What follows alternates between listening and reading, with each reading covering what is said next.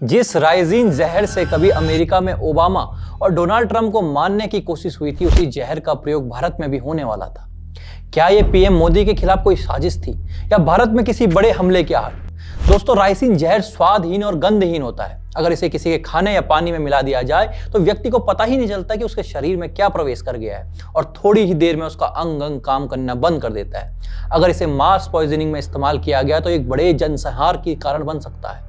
यही राइजिन भारत में भी इस्तेमाल होने वाला था और इसे तैयार कर रहा था एक डॉक्टर अहमद मोहिद्दीन सैयद, जिसने चीन से एमबीबीएस किया हुआ है। उसकी योजना थी कि दिल्ली, अहमदाबाद और लखनऊ जैसे शहरों में वाटर सोर्सेज और मंदिरों के प्रसाद में जहर मिलाकर सामूहिक हत्या की जाए।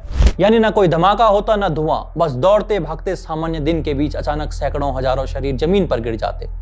इस योजना में अहमद अकेला नहीं था, उसके साथ मोहम्मद सुहेल और आजाद सुलेमान जैसे लोग जुड़े थे, जो आईएसआईएस के हैंडलरों से टेलीग्राम पर संपर्क में थे। पाकिस्तान के खुफिया नेटवर्क से हथियार और कारतूस ड्रोन के जरिए भारत में गिराए जा रहे थे।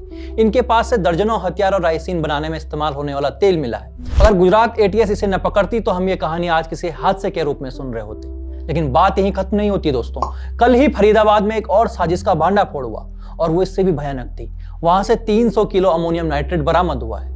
किससे?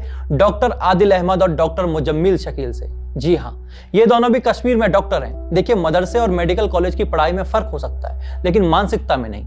अब सुनिए दोस्तों, 300 किलो अमोनियम नाइट्रेट का मतलब है कहीं पुल उड़ सकते हैं, रेलवे स्टेशन या बस अड्डे साफ हो सकते हैं, भीड़ भाड़ वाले बाजार या मंदिर में ये विस्फोट हो जाए तो मरने वालों की संख्या का अनुमान लगाना भी संभव नहीं है। साल 1995 में अमेरिका में इसी का इस्तेमाल कर धमाके किए गए थे, जिससे इतनी बड़ी तबाही मचाई कि देखने वालों की रूह कांप गई। और सिर्फ यही नहीं, बल्कि यहाँ से AK-47 राइफल और भारी मात्रा में गोला बारूद भी बरामद किया गया। मतलब एक तरफ जहर से सामूहिक हत्या की योजना और दूसरी तरफ बड़ी बम विस्फोट की श्रृंखला, दोनों एक साथ सक्रिय थे। सोचिए दोस्तों, अगर ये दोनों घटनाएं सफल हो जाती तो भारत की चर्चा आज दुनिया में किस रूप में होती, कितने घरों की तस्वीरें बदल जाती। लेकिन हमने इन घटनाओं के बारे में केवल इसलिए सुना क्योंकि ये नाकाम हो गई।